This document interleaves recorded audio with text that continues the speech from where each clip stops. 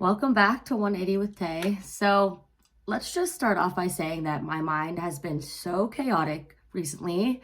It seems like the state of the world also has been too. So I did have a lot going on in April. So it has been a little bit since I've recorded. And in the meantime, there was like 3 weekends of birthdays. So I drank every weekend, which that's been something that we've been trying to avoid, but I'm down to celebrate my humans, so that is what it is. And so I went out to a cabin in the woods, and I live in Arizona, so we went out to Payson. And it's always really, really wonderful to be able to leave your worries behind, leave the city, just get out of the city and the hustle and the bustle, and, just relax, right? So we did a little bit more than relaxing. We went diamond hunting in Diamond Point, and although they are not actual diamonds, they are fucking cool. So show and tell for the people that watch. So that's really cool.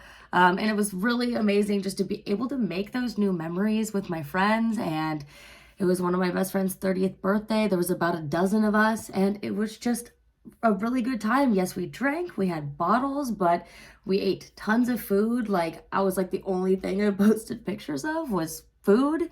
And like no one got sick. And for a bunch of almost 30 or above year olds, I would say that the weekend was a very successful birthday celebration vacation.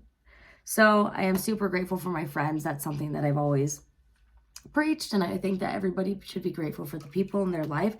If you do that, more great people will continue to come into your life, and that's something just to be totally grateful for. Literally all the time, wake up in the morning and tell it to the world. It's one of the easiest things to think of. Think of one person that you're super grateful for, or a few. So let's just get right into today's topic, because it's a bit of an interesting one, and it's probably something you've thought about before, maybe not super in depth, but we are going to talk about it today. And at one point this weekend, I was talking with a friend, and I was basically just going on a bit of a rant of how we view ourselves, and then also how other people view us. He stopped me and he was like, look, no, there's 3 selves. There's not only what you think of yourself and like how you think other people view you, but there is how, like, literally how other people think of you. And then there's who you actually are. So that third self is going deep down inside, figuring out who it is that you are. Who is Tay? Who are you? Like, figuring it out who it is. And we are going to call this the 3 of me theory.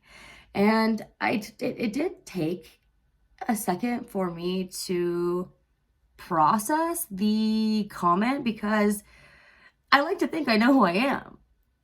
You like to think that you understand, how you process things and how you react to things and how you go about, different situations. You like to think that you understand who you are and how you act, but other people perceive you in a totally different way. Like, I only let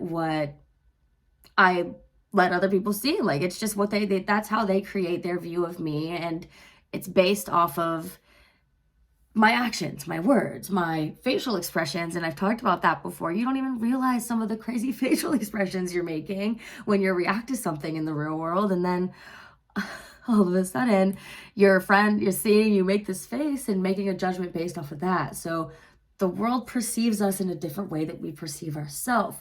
But when you put those 2 things together, that's when you really start to see the entirety of you. And realistically, that third self, so we aren't talking about Freud's personality theory. We aren't talking about the id, because that, and actually in a sense of a word, that who you are that you may never really fully understand, that might actually be the id. Because for the id, the ego, and the superego, even though they all develop at different stages of your life, and maybe we'll get more into that in a different episode, but for now, I guess we could consider that third self to be the id, because the way you act to other people it might not be the way that you meant to act. So let's talk about this in the sense of alcohol, okay?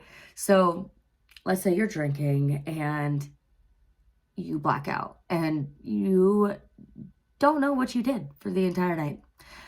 Other people that were around you may potentially remember the things that you do. Not everyone's always whacked out. They remember those things and the things that you did and said and this, that, and the other. And even though you don't remember them, they still happened. So somebody is perceiving you of that way that they saw you when you were blacked out and you just had no idea what you were doing. So you weren't acting as you. So it's just a little mind-boggling, no? So like I'm just trying to kind of put all the pieces together, like of what we know about ourselves and what we really are understanding of who we actually are. And with this whole, slowing down on the drinking and this 180 with Tay business and not business, this podcast, it's like, it's all new and also going through my spiritual awakening. And I feel like I'm constantly in an existential crisis. Like this past week has just mentally been really heavy. And since I'm not drinking, every time that I get stressed out or overwhelmed or anxious, I have to just kind of sit through it and just feel it. And although I could just go drink, like why not just wait till the weekend or wait till the next birthday, or it's not that serious. So this is another thought that I have in regards to the 3 of me theory, okay? And it's a little bit outlandish, but stick with me. So, and I've said this to people, and sometimes I'm not sure if they actually like understand what I'm saying, but to me it makes so much sense, and I really do believe it to be true.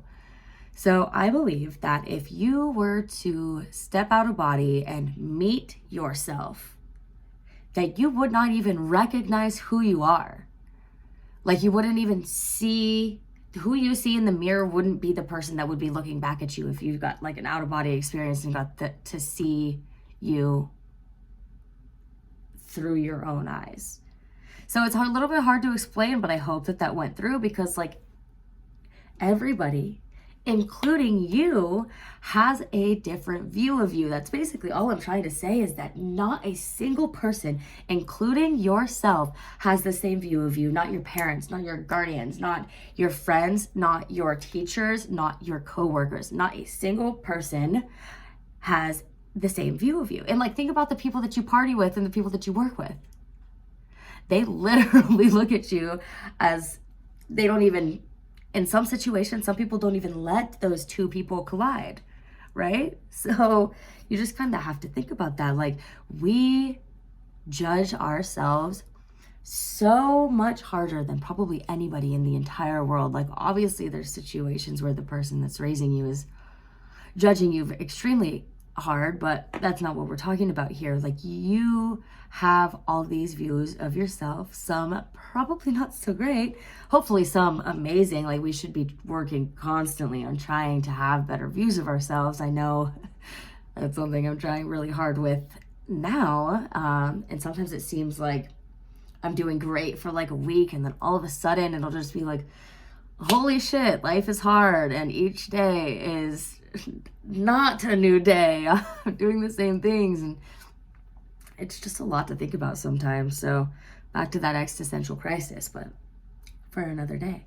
Like, we drink a little and we smoke a little and we like enjoy a little bit of a party, but we also work out and try to eat healthy really regularly, and like we're constantly balancing these positives and negatives. So like, for us to constantly have these views of ourselves, why not try to just constantly have it be easy? But that's the thing. I don't think that we get to choose on a regular basis what we think about ourselves, and we sure as fuck don't get to choose what other people think about us unless we are so controlled all the time. And like, some people can't even control their facial expressions. So it's just difficult. I'm just trying to understand, who I actually am. And mostly now that I've kind of had all these thoughts about, for however many years I was drinking and all the different things that, I did and I said, and then my friends did, and then people saw or judged, or not that it matters. Like, I'll say it. I've said it before. I'll say it again.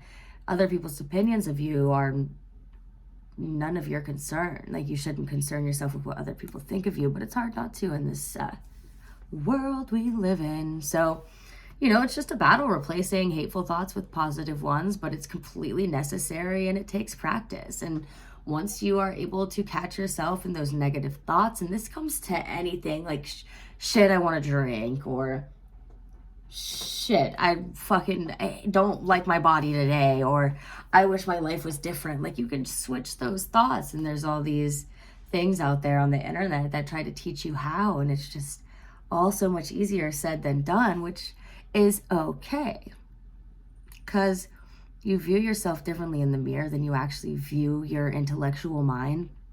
Your physical appearance doesn't relate to who you actually are, if you're a good or a bad person, or like, it shouldn't. Your looks alone shouldn't be based off of if you're a good or bad person. But you can trick people that way. But that's not what we're here talking about today. So every part of your body, mind, life, and we have all these opinions on every single aspect of our life, and nobody really else does that for us. So it's just, if we could just see ourselves in the light that other people see us in, I think we would be shocked. I think that we would smile and like be pleased. Obviously, if we could like choose who we were asking, that'd be a little better. Like, we don't ask our exes what they think of us. I actually would never care.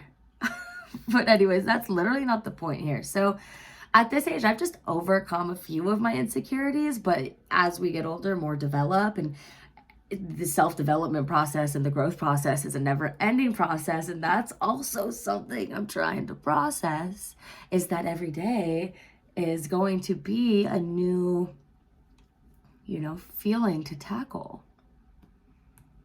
But our bodies have gotten us this far.